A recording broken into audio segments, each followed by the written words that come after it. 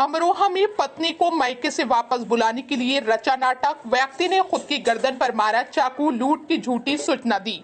अमरोहा के रहरा थाना क्षेत्र में एक पशु व्यापारी ने अपनी नाराज पत्नी को मायके से वापस बुलाने के लिए अजीब तरकीब अपनाई।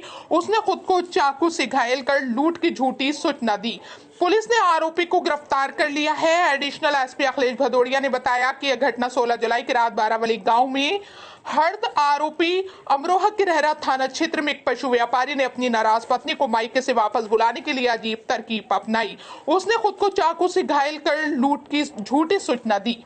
पुलिस ने आरोपी को गिरफ्तार कर लिया है। एडिशनल एसपी अखिलेश भदौड़िया ने बताया कि यह घटना 16 जुलाई की रात बुरावली गांव में हुई।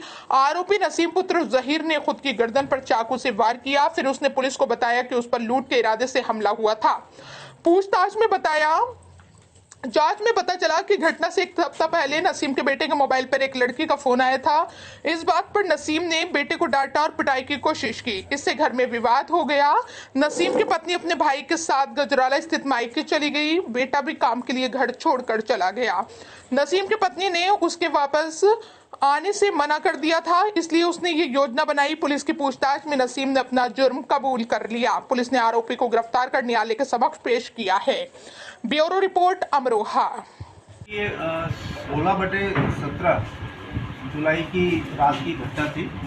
थाना रहरा में ग्राम बुरावली में सूचना प्राप्त हुई थी कि गांव के रहने वाले नसीम सनोफ जरीफ, इनके गले पर एक इंजरी थी और इनके बच्चों के द्वारा वहाँ ये बताया गया था कि घर में कुछ लोग आए थे और इनके बक्से से 5,000 रुपये निकाल के ले गए थे। इस संबंध में ये जो मजरूफ थे नसीम, इनकी मां की ओर से थाना रहरा पर एक लिखित तहरीर दी गई थी, जिसमें एक अभियोग 309/6 BNS के अंतर्गत दर्ज किया गया था।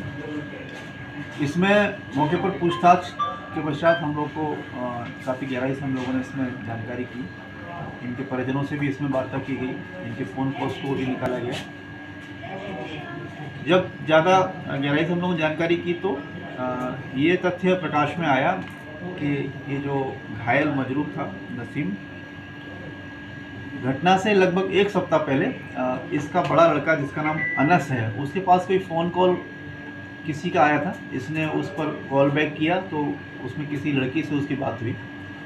वो लड़की अनस के ही किसी परिवार, कोई बहन उसकी लड़की थी। वो इसको लेके इनकी आपस में कुछ फोटो भी होगी। इसने इसको लड़के को डांटा, उसको डंडा मारने के लिए कोशिश की अपने बेटे को। तो इसकी पत्नी से भी इसका विवाद हो गया।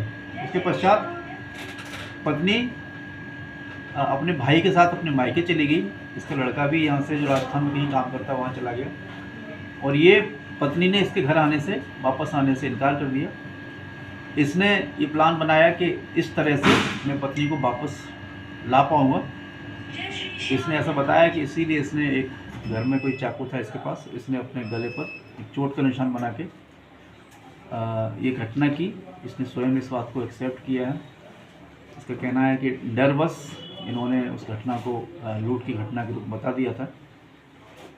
इसमें वास्तविकता यही है और इनके द्वारा इसको स्वीकार किया गया है।